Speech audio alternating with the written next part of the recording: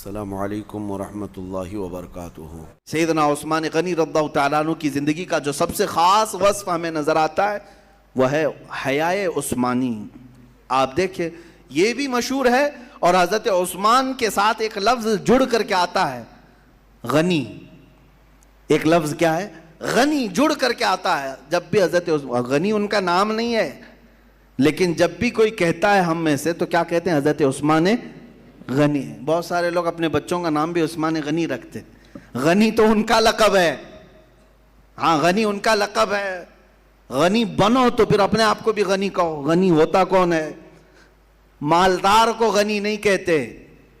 بعض لوگ یہ سمجھتے ہوں گے بہت غنی آدمی ہے۔ غنی کس کو کہتے؟ ایک ہے امیر، مالدار، ثروت مند، یہ غنی الگ لفظ ہے۔ غنی اس کو کہتے ہیں کہ اس کے پاس ہزاروں کروڑوں جتنا بھی مال آئے زیادہ کی طلب نہیں رکھتا، اس کو غنی کہتے ہیں۔ جو بے نیاز ہے مال سے پھر بھی اس کے پاس مال آ رہا ہے وہ غنی ہے، اور ہر دن نئے کمانے کے چکر میں ہے، اور کچھ ہو اور کچھ ہو، وہ غنی نہیں ہوتا۔ وہ چاہے کروڑ پتی نہیں، ارب پتی کیوں نہ ہو، وہ غنی نہیں ہوتا۔ بات سمجھ میں آ رہی ہے؟ تو کوئی بھول سے بڑے پیسے والے کو غنی نہ کہے، غنی وہ ہے جو بے نیاز ہے مال سے۔ اور حضرت عثمان غنی رضی اللہ تعالیٰ عنہ بے نیاز سے، مال کی طلب میں زندگی نہیں گزاری۔ اللہ نے انہیں دیا ہے، اور اتنا دیا کہ آج تک ختم نہیں ہو رہا ہے، آج تک ختم نہیں ہو رہا ہے۔ حضرت عثمان کا مال مدینہ طیبہ میں اب بھی موجود ہے۔ حضرت عثمان غنی رضی اللہ تعالیٰ عنہ کا انفاق، ان کے خرچے کن چیزوں میں ہے وہ بھی لسٹ نکال کر کے دیکھیں کہاں کہاں خرچے ہوتے تھے۔ بڑے پیسے والوں کا حساب ہونا ہے، جن کے پاس پیسے زیادہ آئے ہیں ان کی سب شادیوں کا ریکارڈ فرشتوں نے تو لکھا ہے۔ انکم ٹیکس لکھے نہ لکھے، فرشتے تو لکھے ہوئے ہیں۔ آپ ہر چیز ڈر کر کے ہاں فائل کرنا ہے۔ مارچ اپریل آنے سے پہلے ڈر کتنا لگتا ہے انکم ٹیکس کا، کہ فائلنگ کروا دو سی اے کو بول کر کے، وہ ساری سیٹنگ کر لے گا سی اے۔ کرامن کاتبین کوئی سیٹنگ نہیں کر سکیں گے۔ یفعلون ما یؤمرون، وہ جتنا ان کو حکم دیا جاتا ہے اتنا پورا کرتے ہیں۔ تمہارے سارے اخراجات کا حساب دینا ہوگا، ہر چیز کا حساب دینا ہوگا۔ پانی کی طرح پیسے جو بہا دیتے ہیں، یہ سمجھتے ہیں میرے پیسے میں جہاں چاہوں خرچ کروں، یاد آئے گی اس دن جب تمہیں قیامت کے دن حساب دینا ہوگا۔ جانتے ہیں کچھ لوگ ایسے ہوں گے جو صرف اپنی جوانی کا حساب دینے کے لیے 300 سال لگا دیں گے۔ 300 سال کھڑے کر دیا جائے گا، ہر چیز کا حساب دیتے رہو۔ ظاہر سی بات ہے تمہاری بہت موٹی فائل وہاں آئے گی، ایسا نہیں کہ 4 پنے کا کوئی پیج نامہ اعمال ہوگا۔ ہاں نامہ اعمال جس کو کہا گیا ہے وہ کیسا ہوگا پتہ ہے؟ مفسرین فرماتے ہیں قیامت کے دن وہ دیکھے گا فرشتے لا رہے ہوں گے اس کی کتابیں، تو جہاں تک اس کی نظر جائے گی وہاں تک صرف اس کی کتابیں ہوں گی، اس کے اعمال لکھی ہوئی کتابیں وہ لا ہی رہے ہیں، لا ہی رہے ہیں۔ فرشتے کہیں گے سب تجھے پڑھ کے سنانا ہے، سب پڑھ کے سنانا۔ صرف پڑھ کے سنانا ہوتا تو الگ بات کہ ہاں جلدی جلدی تلاوت کرتے ہوئے چلا جائے، نہ بیچ بیچ میں روک لیا جائے گا، یہاں کیوں خرچہ کیا تھا تم نے، کہاں سے یہ تجھے مال آیا تھا، کس طرح سے تو نے حاصل کیا تھا، یہ سب ذریعے بتا دے۔ پھر وہاں ساری چیزیں نکل جائیں گی۔ وہ چیخ کر کے کہے گا ما لهذا الكتاب لا يغادر صغيرة ولا كبيرة الا احصاها، اے اللہ یہ کیسی کتاب تو میرے سامنے لایا ہے، چھوٹی بھی چیز چھوڑا نہیں، بڑی بھی چیز چھوڑا نہیں، سب ڈال کر کے رکھ دیا ہے۔ میرے عزیزو جس کا حساب لینا ہے اس کے ساتھ ہوگا، اور مولا جس پر فضل کرنا چاہے اس کی ساری کتابیں صاف بھی کر دے گا۔ بعض کے متعلق حدیث میں ہے کہ وہ نامہ اعمال ان کا بھی آئے گا، کتنی دیر میں سنائیں گے؟ کہا گیا ہے کہ فجر کی نماز میں جتنا وقت لگتا ہے اتنے میں وہ پاس ہو چکے ہوں گے۔ یہ خوف خدا جن کے سینے میں ہے وہ ڈرتے ہیں آخرت میں حساب دینے کے لیے، ان کے لیے اللہ تعالیٰ آسان بھی کرے گا۔ اور جو نڈر ہو کر کے ابھی کر رہے ہیں، شیطان کے بھائی بنے ہوئے ہیں، فضول خرچی کرتے ہیں کہ میرا پیسہ ہے، میرا مال ہے، میں کمایا ہوں، جیسا چاہوں خرچہ کروں، پھر ان کو کھڑا کر دیا جائے گا۔ عزیزان گرامی تمہارے پیسوں کے خرچے کی لسٹ نکال لینا، اور حضرت عثمان کی پوچھو کہاں کہاں خرچہ کیے تھے۔ اللہ اکبر۔ حضرت عثمان غنی رضی اللہ تعالیٰ عنہ مدینے آئے ہیں، مسلمانوں کو پانی کی قلت ہے، تو ایک ہی کنواں تھا جو یہودی کے پاس تھا، وہ پورا آپ نے تقریباً 12,000 درہم دے کر کے خریدا اور وقف کر دیا۔ آج بھی وہ بیر روما موجود ہے، آج بھی وہ کنواں موجود ہے۔ اور جب مدینے میں غلے کی کمی تھی تب خرید کر کے وقف کیا۔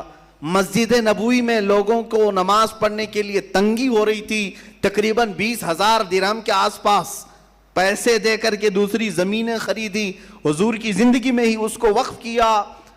آج مسجد نبوی شریف کی جو توسیع ہوئی ہے، جو اصل مسجد نبوی ابھی جو اندر پڑھتے ہیں، وہ حضور کے زمانے کی جتنی مسجد ہے اس میں حضرت عثمان کی خریدی ہوئی زمین ہے، حضرت عثمان غنی رضی اللہ تعالیٰ عنہ کی خریدی ہوئی زمین ہے۔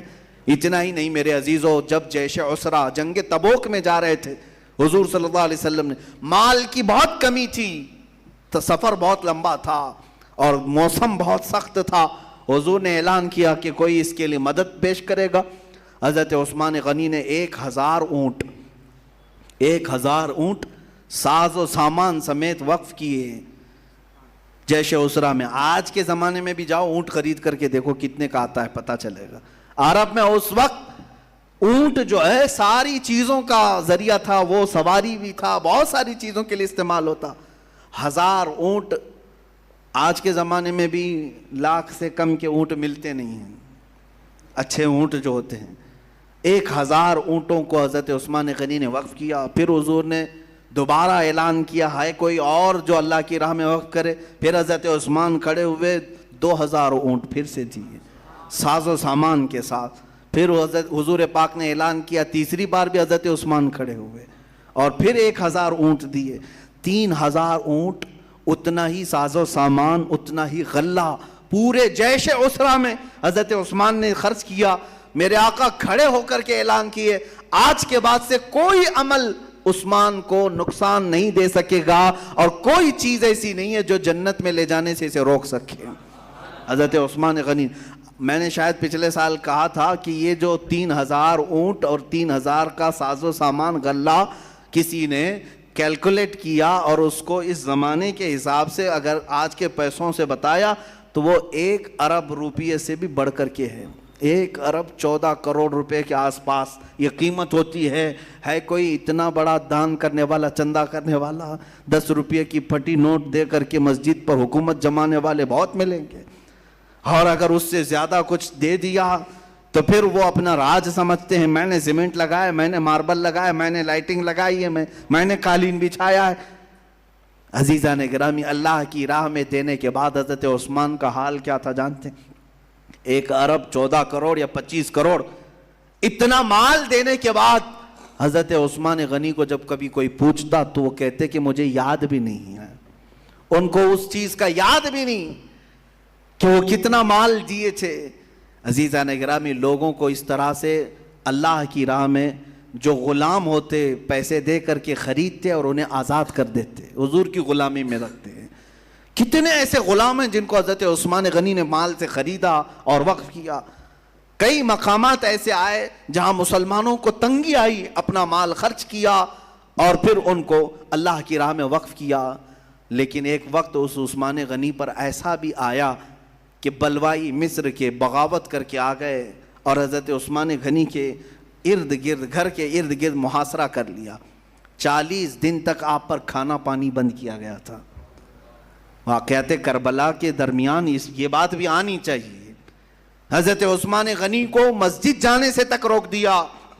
یہ بلوائی، یہ نیو مسلم تھے، مصر کے، ایجپٹ کے، اور ان کو بھڑکایا تھا ایک عبداللہ بن سبا نام کا شخص، یہودی جو اسلام لایا تھا، اور وہی ہے جو حضرت علی کے شیعہ پیدا کرنے میں بہت بڑا معاون تھا، یعنی ایک الگ جماعت پیدا کرنے میں، الگ جماعت۔ حضرت علی رضی اللہ تعالیٰ عنہ کے جو اصل شیعہ ہیں الحمدللہ وہ ہم ہیں۔ شیعہ کا مطلب ہے حمایت کرنے والا۔ حضرت علی کرم اللہ وجہہ الکریم کی محبت اصل میں جس طرح سے ہے الحمدللہ اہل سنت و جماعت کرتے ہیں، اور یہودیوں کی طرف سے جو چیزیں بنائی گئی تھی عبداللہ بن سبا کے ذریعے سے، حضرت عثمان غنی کے گھر کے اطراف محاصرہ کیا 40 دن تک۔ حضور کی زوجہ حضرت حفصہ پانی لے کر کے اپنے خچر پر جا رہی تھی، ان بلوائیوں نے تیر مار کر کے ان کو بھی گرایا تھا، حضور کی زوجہ کو، ام المومنین کو۔ 40 دن گزر گئے. آپ نے کھڑکی سے آواز دے کر کے لوگوں سے کہا تھا مدینے والوں نے, اے لوگوں کیا تم مجھے نہیں جانتے کہ تم نے مجھ پر پانی بند کر دیا, کھانا بند کر دیا. جب مدینے والے پیاسے تھے میں نے کنواں خرید کر کے وقف کیا تھا, آج بھی وہ کنواں مدینے میں موجود ہے. جب جیش عسرہ میں کسی کے پاس مال نہیں تھا, کیا میں نے مال دے کر کے جنگ تبوک میں اللہ رب العزت کی بارگاہ میں خیرات نہیں کیا تھا؟ لیکن ان پر کوئی چیز اثر نہیں کی. 40واں دن تھا, حضرت عثمان غنی سوئے تھے, خواب میں میرے آقا صلی اللہ علیہ وسلم تشریف لائے.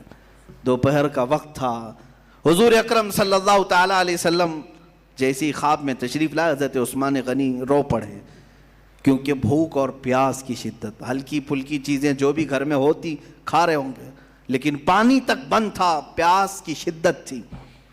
حضرت عثمان نے حضور اکرم صلی اللہ علیہ وسلم کی بارگاہ میں عرض کیا کہ آقا میں نہیں چاہتا کہ مدینے میں قتل و خون ہو جائے, میں اپنی فوج یا اپنے لوگوں کو لڑنے کا حکم نہیں دیتا کہ آپ کے مدینہ پامال نہ ہو, لیکن پیاس کی شدت ستا رہی ہے. میرے آقا نے فرمایا عثمان صبر کرو, میں اپنے ہاتھ سے تجھے پانی پلاؤں گا. خواب اتنا دیکھا, بیدار ہو گئے. حضرت عثمان اپنی زوجہ سے کہنے لگے میں نے رسول پاک کو خواب میں دیکھا, اور اس کے بعد قرآن کھول کر کی تلاوت میں مصروف ہو گئے. پہلا پارہ جس کی آخری صفحے میں آیت آتی ہے فَسَيَكْفِيكَهُمُ اللَّهُ وَهُوَ السَّمِيعُ الْعَلِيمُ, یہ تلاوت کریں. بلوائی گھر توڑ کر کے اندر آ گئے, گھر توڑ کر کے خلیفہ برحق کے گھر میں اندر داخل ہوئے. 4 لوگ آئے اور حضرت عثمان غنی رضی اللہ تعالیٰ عنہ پر جھپٹ پڑے. ایک نے داڑھی پکڑی اور دوسرے نے خنجر آپ کے سینے پر مارا. خون کا فوارہ جو اچھل کر کے قرآن پاک پر گرا ہے. قرآن پاک اسی جگہ اسی آیت پر یہ خون کے قطرے گرے تھے. فَسَيَكْفِيكَهُمُ اللَّهُ وَهُوَ السَّمِيعُ الْعَلِيمُ, ان قریب اللہ ان کے لیے کافی ہوگا, اور اللہ سمیع علیم ہے. وہ قرآن پاک بھی رکھا گیا آج تک. میرے عزیزو, حضرت عثمان غنی رضی اللہ تعالیٰ عنہ کی شہادت, اس کے بعد فتنوں کا ایک دور شروع ہو گیا. فتنوں کا دور شروع ہوا, مسلمانوں کے درمیان اختلافات جنم لے گئے. یہودی داخل ہوئے اور جو ان کو کرنا تھا وہ انہوں نے کر لیا.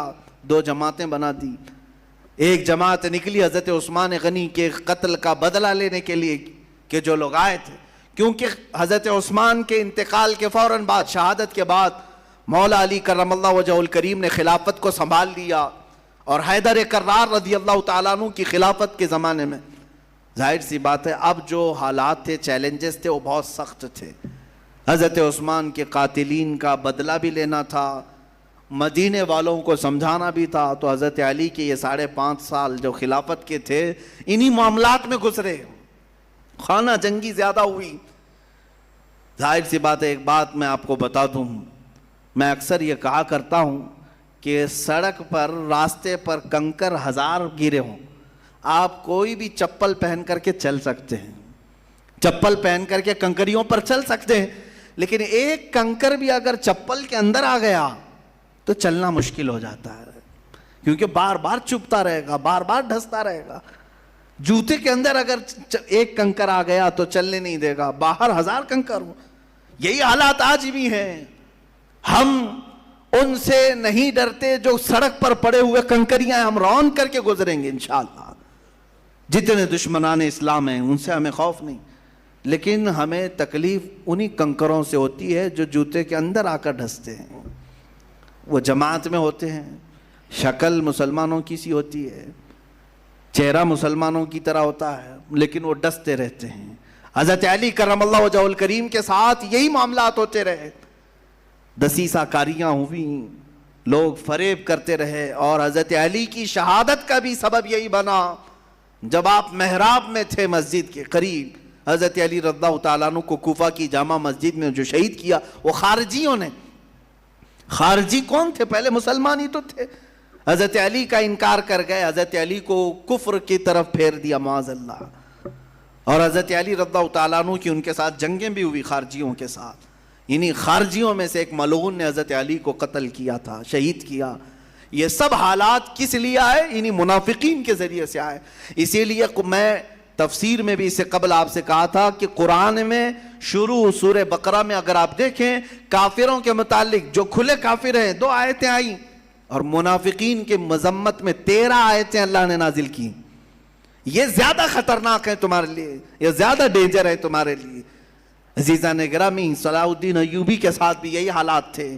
جو 4 سال میں انہیں بیت المقدس فتح کرنا تھا, اس کو فتح کرتے کرتے 18 سال لگ گئے, صرف اس وجہ سے کہ منافقین جماعت میں داخل تھے, جو کنکریاں جوتے میں داخل ہوتی. یہی لوگ سب سے زیادہ خطرناک ہوتے ہیں. جتنے لوگوں کو تکلیفیں آئی ہیں, مولا علی کرم اللہ وجہہ الکریم سے لے کر پھر تاریخ چل پڑی دشمنوں کی, چھپے ہوئے دشمنوں کی, وہ تاریخ آج تک چلتی رہی. ٹیپو سلطان کو مارنے والوں میں کس کا ہاتھ تھا؟ کون تھے وہ لوگ؟ انگریزوں کی مجال نہیں تھی. ارے ان کے شہید ہونے کے بعد ان کے جسم کو پکڑنے نہیں جا رہے تھے, ڈر کے مارے ہاتھ چھو نہیں رہے تھے, اتنا خوف ان کے دل میں تھا. لیکن سلطان ٹیپو کو اگر کسی نے دھوکہ دیا تھا تو وہ جماعت کے لوگوں میں سے تھا. میر صادق, یہ وہ لوگ منافقین تھے جو مومنین کے لیے کانٹے بچھاتے ہیں اور ان کی بدترین موت ہوتی ہے. ان المنافقین فی الدرک الاسفل من النار, بے شک منافقین جہنم کے سب سے نیچے طبقے میں ہوں گے. جو اس طرح سے اسلامی نظام کی آڑ بنیں گے ان کے لیے اللہ کا خوفناک عذاب تیار ہے. لوگ ہرگز یہ نہ سمجھیں کہ اپنے عمل سے ہم فلاں کو نیچا کر دیں گے, روک دیں گے, کچھ نہیں ہونے والا. اللہ دیکھ رہا ہے ہر چیز کو. نظام اسلام, نظام مصطفیٰ کی باتوں میں جو بھی رکاوٹ ڈالے وہ منافقین کے ساتھ جائے گا. عزیزان گرامی, اگر اپنے سے کوئی کام نہ ہو سکے تو ٹھیک ہے, اللہ اللہ کرتے رہو, لیکن کسی کے راستے کا پتھر ہرگز نہ بننا. کسی کے راستے کا پتھر نہ بنو, کسی کو ٹھوکر لگ نہ جائے. مولا علی کرم اللہ وجہہ الکریم کی بارگاہ میں زیادہ خراج عقیدت پیش نہیں کر سکا. میرے عزیزو, بس بات اتنی ہے کہ وہ حیدر کرار شیر خدا رضی اللہ تعالیٰ عنہ, جو داماد رسول ہیں, معتمد رسول ہیں, مستند رسول ہیں, میرے آقا صلی اللہ تعالیٰ علیہ وسلم نے جتنی فضیلتیں ان کے لیے بیان کی وہ سب بدرجہ اتم ان کی ذات میں موجود ہیں. مولا علی کرم اللہ وجہہ الکریم کی بارگاہ میں ہم خراج عقیدت پیش کرتے ہوئے صرف میں اتنا عرض کروں گا, دنیا میں آج جتنے سلسلے ہیں سب منتہی ہوتے ہیں سیدنا علی کرم اللہ وجہہ الکریم کی بارگاہ میں. سارے ولیوں کی ولایت مولا علی کرم اللہ وجہہ الکریم تک پہنچتی ہے. وہ رسول کریم صلی اللہ علیہ وسلم کے وہ جانثار ساتھیوں میں سے ہیں. جب 9 سال کی عمر تھی, پتلی ٹانگیں تھی, میرے آقا پورے مکہ والوں کو بلا رہے تھے, کوئی ہے جو میرے دین کو لے کر چلے گا؟ یہ تنہا علی تھے جو کہہ رہے تھے یا رسول اللہ میں آپ کے ساتھ کھڑا رہوں گا. 9 سال کی عمر میں بھی اگر کوئی کھڑا ہوتا ہے, میرے آقا سینے سے لگا کر دعا کرتے ہیں, مولا اس کی ٹانگوں میں تو قوت عطا فرما, اس کے بازوؤں میں تو طاقت عطا فرما. میرے آقا کی دعا کا یہ اثر تھا. خیبر کی جنگ جب ہو رہی تھی, یہودیوں کی قلعے کے پاس میرے آقا تشریف فرما ہے, 3 دن سے مسلسل جنگ ہوتی رہی. رات کے وقت میرے آقا نے اعلان فرمایا تھا کل صبح میں یہ جھنڈا اس کے ہاتھ میں دوں گا جس کو اللہ اس کے رسول پسند کرتے ہیں, اور وہ جھنڈا نیچے کبھی نہیں ہونے دے گا, اور وہ اللہ اس کے ہاتھ میں فتح عطا کرے گا. سارے صحابہ اس بشارت کو پانے کے لیے رات بھر انتظار کرتے رہے کہ وہ کون ہوگا. صبح جب جمع ہوئے, میرے آقا نے پورے مجمع میں دیکھا, پوچھا علی ابن ابی طالب کہاں ہیں؟ صحابہ نے کہا آقا وہ بیمار ہیں, آشوب چشم ہے, آنکھیں لال ہو گئی ہیں, بخار ہے. میرے آقا نے فرمایا بلا لاؤ ان کو بخار کے حالت میں بھی. ارے خیبر کے جنگ کے موقع پر بخار زدہ آشوب چشم والے مولا کائنات کو بلایا گیا. حضور پاک نے اپنا لعاب پاک ان کی آنکھوں کے بیچ میں لگایا. حضرت علی رضی اللہ تعالیٰ عنہ بخار کے عالم میں ہیں, جھنڈا ان کے ہاتھ میں دیا اور کہا علی آگے بڑھو, اللہ تمہارے ہاتھ میں فتح رکھا ہے. اور پھر آج تک تاریخ اٹھا کر کے دیکھنا, خیبر کی شکست ایسی ہے کہ آج بھی لندن کے یہودی پروٹسٹ کرتے ہوئے اگر کوئی بینر اٹھاتے ہیں تو یہی کہتے ہیں وہ خیبر لاسٹ مار تھی ہمارے اوپر, خیبر لاسٹ مار تھی. میں نے یہ ابھی 2 سال پہلے دیکھا بینر میں, لاسٹ ہمارے اوپر مار, یعنی مار پڑی تھی خیبر میں.